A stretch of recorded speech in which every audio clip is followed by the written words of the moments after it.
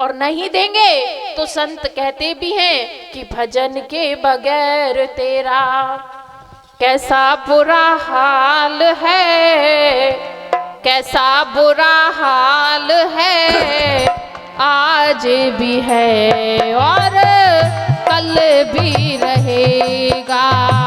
भजन के बगैर तेरा कैसा बुरा हाल है, कैसा बुरा हाल है, आज भी है और कल भी रहेगा।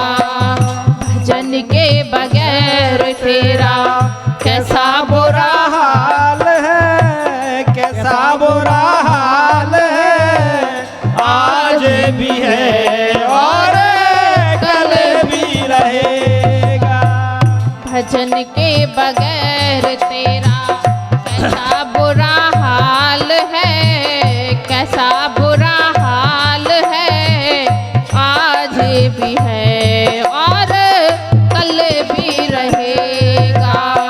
भजन के बगैर तेरा कैसा बुरा हाल है, कैसा बुरा हाल है, आज भी है और कल भी रहेगा।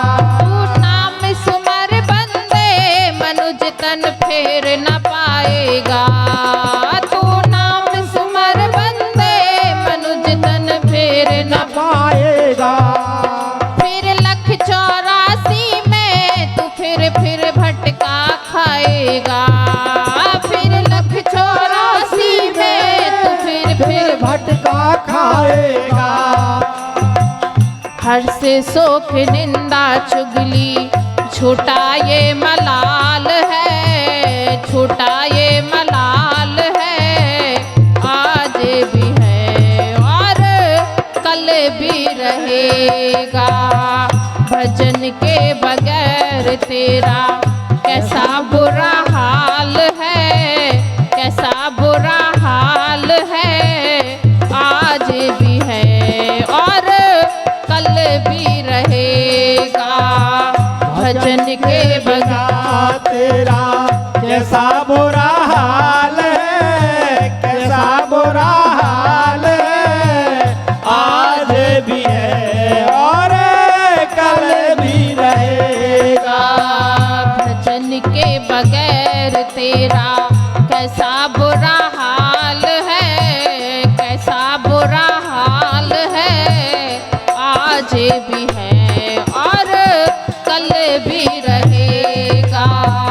भजन के बगैर तेरा कैसा बुरा हाल है, कैसा बुरा हाल है, आज भी है और कल भी रहेगा। क्या कहा सज्जनों? संत कह रहे हैं कि भजन के बगैर तेरा कैसा बुरा हाल है, आज भी है और कल भी रहेगा। कर रहे हैं, समय के महापुरुष की सेवा कर रहे हैं, भक्ति कर रहे हैं, उनका जीवन खुशहाल है, खुशी खुशी अपने जीवन को जी रहे हैं। और जो दिन रात माया को इकट्ठा करने में लगे हैं, जो दिन रात संसार के बीच में दौड़ रहे हैं, सोचते हैं मकान भी बना लूं, बिल्डिंग के साथ साथ दुकान भी बना लूं, गाड़ी भी खरीद लूं, बैंक बैलेंस भी इकट्ठा कर लूं, संसार की माया को बटोरने में लगे हुए हैं। लेकिन आप जानते हैं माया किसी की ना हुई है आज तक और ना होगी। क्यों? क्योंकि मायापति को छोड़कर हम माया को पकड़ने में लगे हुए हैं, और मायापति को पकड़ लेंगे तो माया अपने आप पीछे पीछे आ जाएगी। कहानी आपने कई बार सुनी होगी कि एक सेठ जी थे। सेठ जी बढ़िया अपनी दुकान चलाते थे।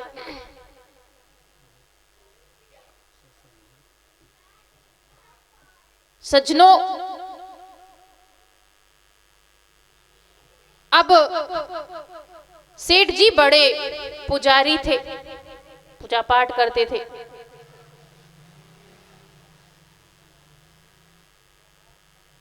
भगवान विष्णु के बड़े पुजारी थे, उनकी रोज आरती पूजा करते थे।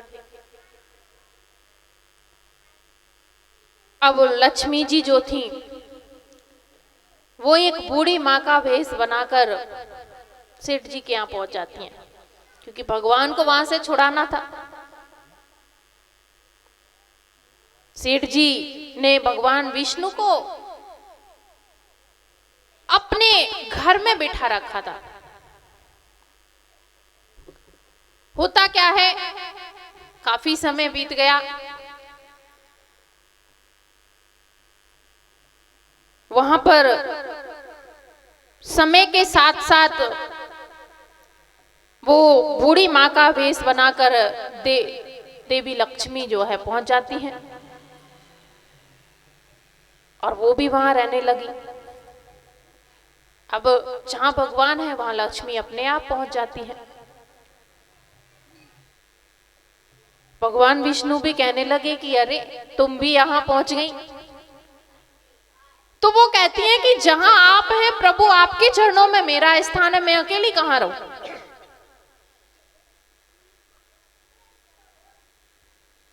तो फिर कहा यहां से कैसे जाया जाए। तो लक्ष्मी कहने लगी यहां से जाने का उपाय मैं बताती हूं, पर आप जाने की तैयारी तो कीजिए। भगवान कहने लगे इतना अच्छा भगत है, कैसे छोड़कर जाए।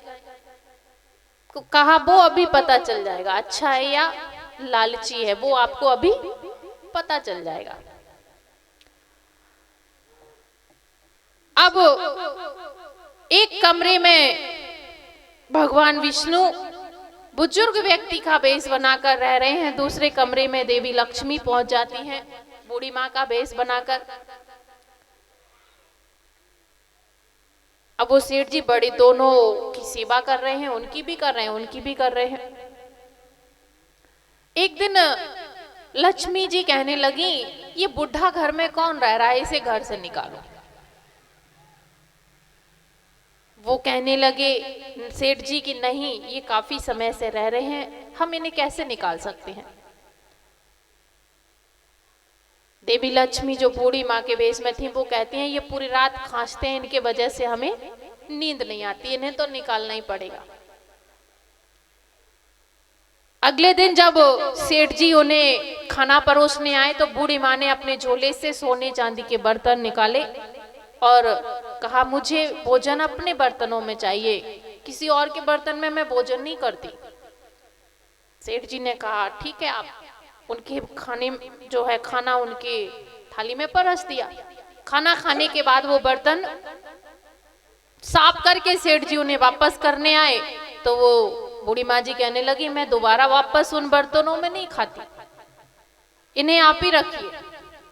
सेठ जी तो लालची थे ही, बड़े लालच में आकर कहने लगे इससे अच्छी बात क्या हो सकती है, हम नए बर्तन रोज मिलेंगे। अब उन्हें और लालच आ गया और दिन बीतते गए।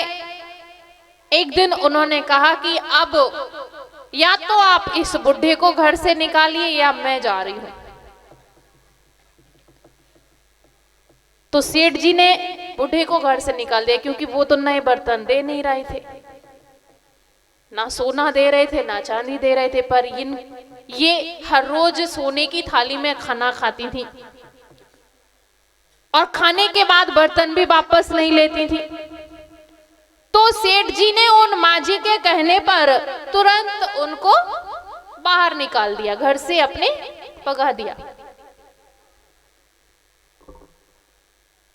और जैसे ही उनका निकलना था, अब सेठ जी सोच रहे हैं कि ये बूढ़ी माँ अगर मेरे घर में साल 2 साल ठहर जाए तो मैं तो करोड़पति बन जाऊंगा, क्योंकि रोज जितनी बार खाना खाएंगी उतनी बार सोने की थाली मिल रही है, कटोरी चम्मच ग्लास मिल रहा है, तो मैं तो माला माल हो जाऊंगा सज्जनों।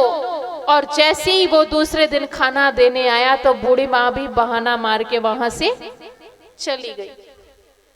तब वो सिर पीटता है, अरे कि वो बुजुर्ग जब तक थे तब तक हमारे घर में लक्ष्मी भी यानी धन भी आ रहा था, और जैसे ही उनके घर से निकाला वैसे ही लक्ष्मी भी हमारे घर से चली गई।